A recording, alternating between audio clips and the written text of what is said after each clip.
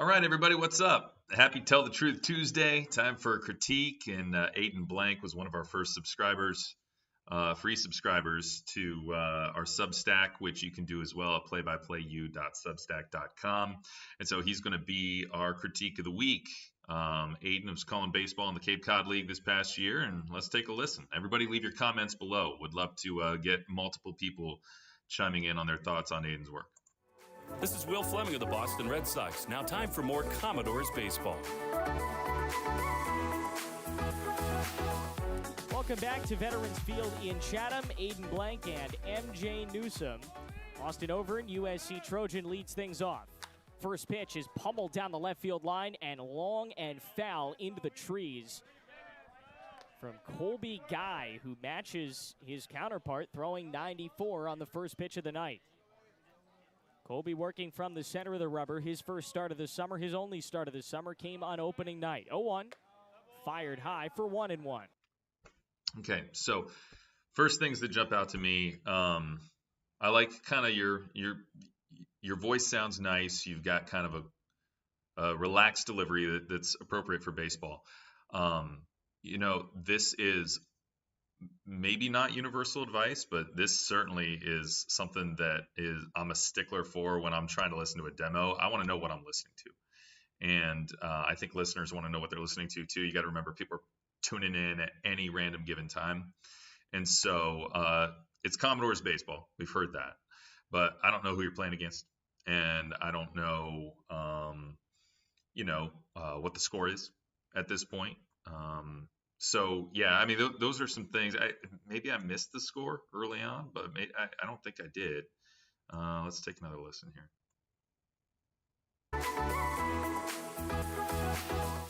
Welcome back to Veterans Field in Chatham. Aiden Blanc and MJ Newsom. Austin Overn, USC Trojan, leads things off.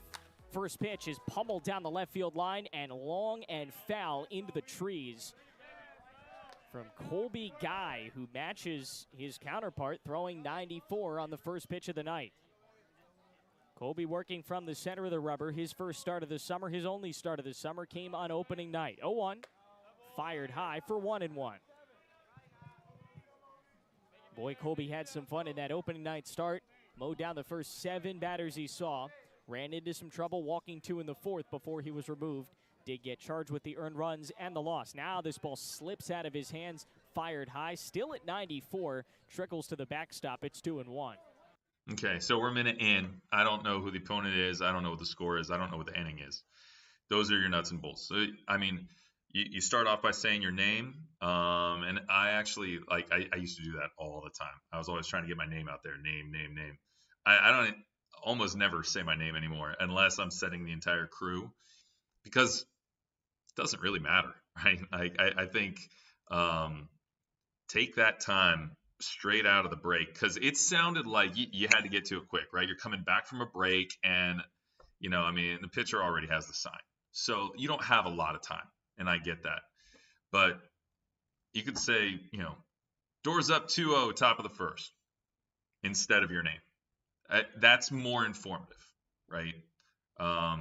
Obviously not top of the first. I'm just making that up off the top of my head. It wouldn't be 2-0 if that was the score. But you get the concept. I think make sure that you're cognizant of the fact that people are randomly tuning in constantly with no idea what's going on. So the resets, and you don't want to be rote with the resets. You don't want to be repetitive. You don't want to say it the same way over and over again. But that's why I'm a big fan of scoring margin, right? You don't always have to say 2-0, 2-0, 2-0. You can say up 2. You could say the other team's a couple runs down. Just ways of kind of like being conversational, but make sure that a minute in, I should know what I'm listening to at this point.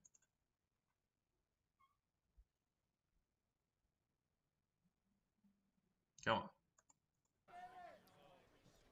Austin Overn, the center fielder, just finished up a sophomore year at USC that left a lot to be desired, hitting .270 in 59 games. Pitch falls low and inside. He turns out of it in the count 3-1.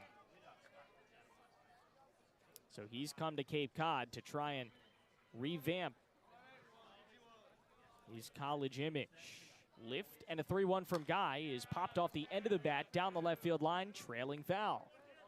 We'll do it again at 3-2. A lot of pop-ups tonight, and they're all going very, very far. If somebody can straighten the ball out, you hope it's the Commodores. It's going out. So you're really comfortable with just the description and stuff. Like I think you're in a good spot with, all right, the ball is peppered off in this direction. I know how to get out the direction and describe it and kind of make that setting really well known. I would still work on when you say he's trying to like rehab his image. That sounds like more of an opinion statement to me than a matter of fact. 270 is not a great college batting average. I get that, but I mean, is that really his image, or did he just have like a really slow start to the season? Like, could you maybe be a little bit more diplomatic about that? I wonder, because one of the things I do, even now, 20 years into it, like I have more of a respect for all the work that the athletes are doing and all that they've done. And so like just finding, I know it might seem like the same thing, but there are subtle nuances on ways to say things that the coach or the player themselves would agree with that are not complimentary. You can say, hey, that's not where he wants to be. And he would agree with that. But there are other ways that you could say things that, like, if they were standing right next to you and they heard you say that, they might take offense. And I think the player might feel that way. I don't know for sure, but just think about that as a different approach to saying thing that's not flattering about an athlete. Say it in a way that they would still agree with. No one's harder on themselves than they are. So they'll say, like, they'll agree with you if you say, yeah, 270, like maybe he was a guy that was hoping to be at the top of the lineup, and he's going to have to lift that average in order to get there. I don't have the background on the player, but just think about that, because gosh, when you start to talk about someone not having a good image, people could take offense to that, I think. So just keep an eye. And I know what you mean too. That's the thing, is like, you're not wrong that he wanted to play better that year, and he needs to play better if he wants to, to have his big league dreams come true. Just kind of watch how you say some things like that.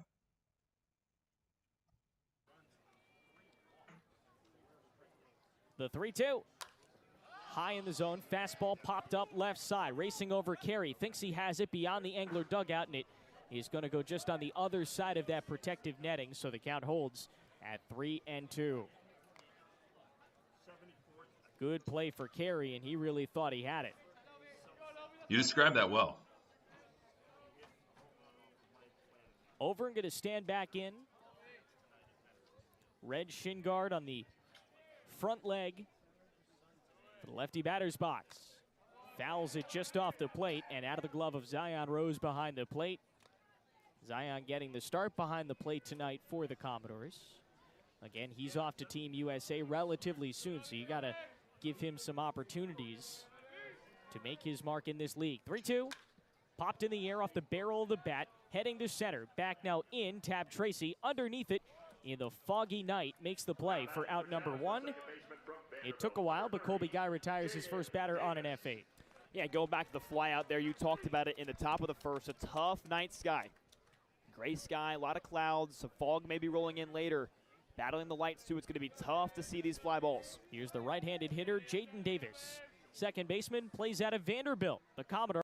Yeah, I'm not sure we got the score yet. I still want to hear, more about. I know you're calling it for a team, and so it's all going to be through their lens, their perspective. But want to know, the opponent, the score, all that stuff. You gotta. And here's the other thing too, and I find myself doing this as both a listener and as a broadcaster.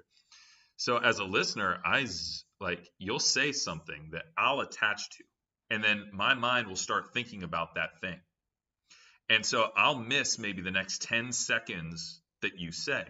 So even if you do work the score in, like, the listener might not hear it. So I'm not sure if you've said the score in the first 3 minutes. I don't think you have. If you have, I've missed it because my mind was attached. So you gotta be more emphatic about it if you have said that, because the most important information is the stuff that you're trying to convey and like reach across and grab the listener and say, hey, this is what's going on here. This is what you really need to know. You are killing it on the background of the players, on knowing all the stuff about them and their stories and Team USA and all that stuff.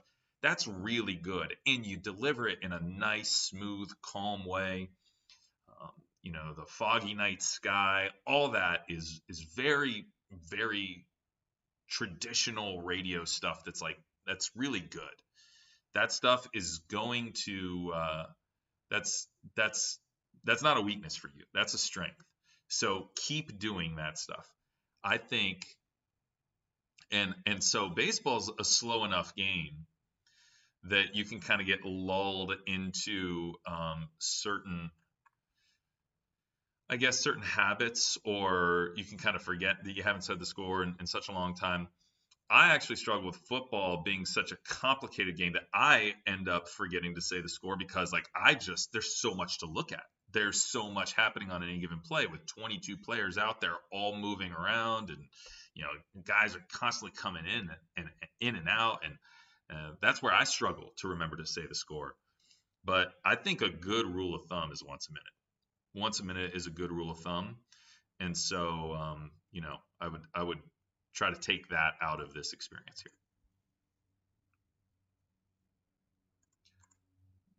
What's up with this here? Chips one to the backstop. It's 0-1. Hard swing from the stocky righty.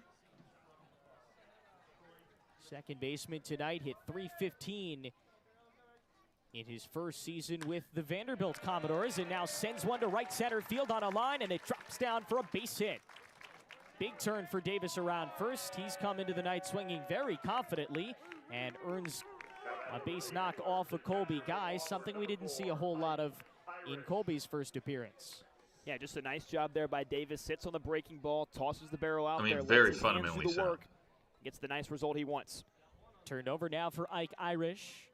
Catcher in his second season in the Cape Cod Baseball League, his first with the Anglers. We've talked all about the 2023 Anglers that found homes elsewhere in this league. Well, here's a 2023 Brewster Whitecap who hits one in the air off the inside of the bat and fouled just beyond our heads up onto the merchandise stand, which is located behind and to the left of home plate, and the count 0-1.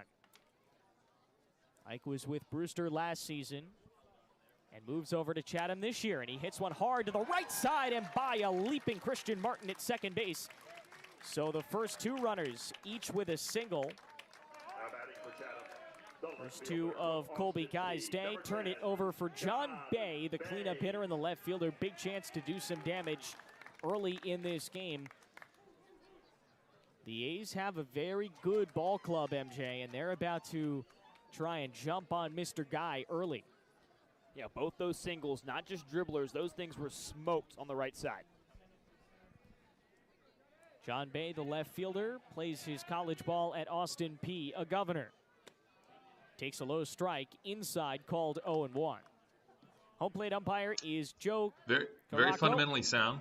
Jeff Merzell over at first base, and Mike Rabideau. It sounded like there was a bit of a hiccup there Three, with the umpire. not just returning Cape League guys, but some of the class umpires in this league. Jeff Merzell, 2 years back, Cape League Umpire of the Year. The 0-1 is dribbled off the plate, and the count's 0-2. Yeah, so, just more of the same. I think there are some things that are really strong about this demo. It's showing me that there are many of the fundamentals that you've got down really, really well. So I think, just some things to continue to work on. It sounded like there might have been a little bit of a hiccup with the pronunciation there. Try to get those things down phonetically and get them to roll off your tongue. But I'd say you're off to a good start. First of all, it's an honor to call Cape Cod baseball. Those are some pretty good. That's great tradition in that league, and I think you're off to a good start. But just more of the same from what we've said so far.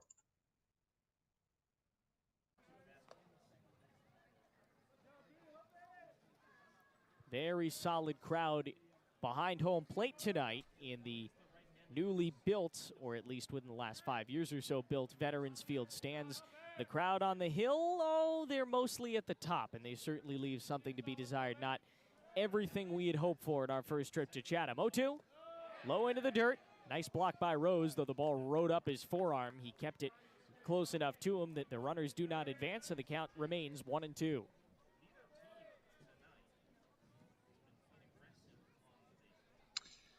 Good pause. 1 ball and 2 strikes. 1 out in the inning. 2 runners on base for the A's. Try to strike on Colby Guy in his first inning of the game. He fires just low. 2 balls and 2 strikes. A changeup at 85 miles an hour, and Bay does not bite. We mentioned Bay, and Austin P. Governor plays his college ball with a guy who was here for multiple seasons, Lyle Miller Green. The 2-2. High and in, taken, and the count runs full. And the throw went over the head of Colby Guy, backed up at second by Christian Martin. It really doesn't seem like the Commodores are on the same page a night after allowing 5 errors. Good insight. I would try to be a little more on top of that. It sounded like your description of it was a couple seconds after the swell of the crowd from the reaction of it happening. And when something like that causes the crowd to swell a little bit occurs, I want to know right away. Like, try to be right on top of that. But you caught up, and you brought some good context with it there with the 5 errors. The righty steps back in. Chatham wearing their home A uniforms. They are pinstripe, light blue pinstripes. A on the front left back breast patch, and the pitch misses inside for ball 4. And suddenly the bases are loaded for the Chatham Anglers with 1 out here in the first inning. And this is not a guy you want to have the bases juiced for. Iva Arquette, a solid spring in Washington. The guy knows how to barrel some baseballs up and drive in runs. Bays on first, Irish on second. Jaden Davis is on third.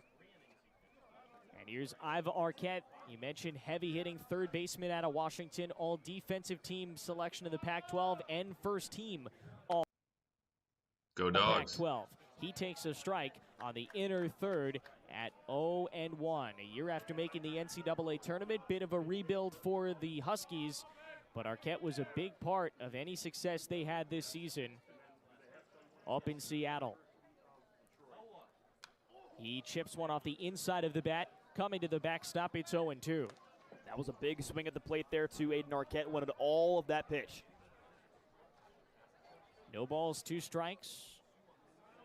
A check swing, now taps his bat 3 times on the plate. It's got a blue barrel, a red handle. It's Angler colors. Guy steps home and delivers a strike 3 that's low in the zone, and Arquette sent back to the dugout. What a big rebound strikeout from Colby Guy, who battles with the bases loaded. Okay, again, more good description. Your ability to kind of tell a story in a short window is really good. That's something that long-winded people like me have a hard time doing, so I think you're strong there. I finally caught up and understand this is now the beginning of the ball game. It's the first inning, so that's probably part of the reason you haven't said the score. For those who know it's the beginning of the ball game, it's self-explanatory that the score is 0-0. If you're using it for a demo, you might not want to use this for a demo. It's okay to use the top of the first for a demo, but if you're going to use the top of the first for a demo, you're going to want people to immediately know as they're turning it on, that it's the top of the first inning. Also, just from my experience, I think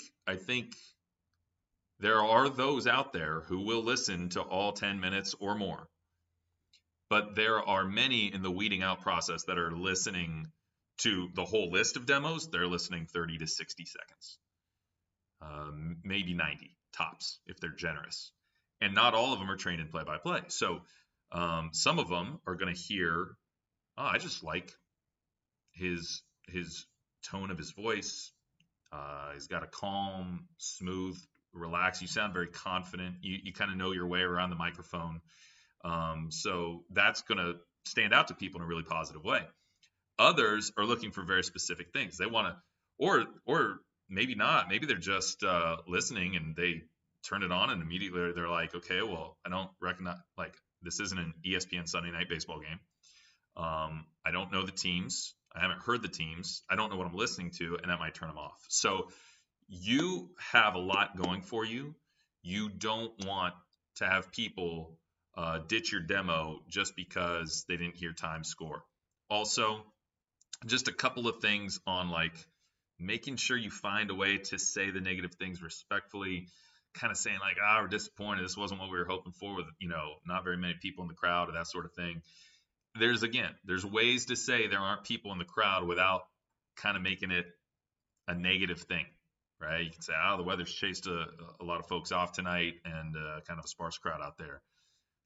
That paints the picture, that tells the story without it kind of coming from a negative or a critical perspective. So those are some things that stand out to me. I think you're off to a good start. You got a lot of building blocks already in place. So just keep chopping away, keep working on that demo. And thanks for the submission, man. Great job. Great job, Aiden.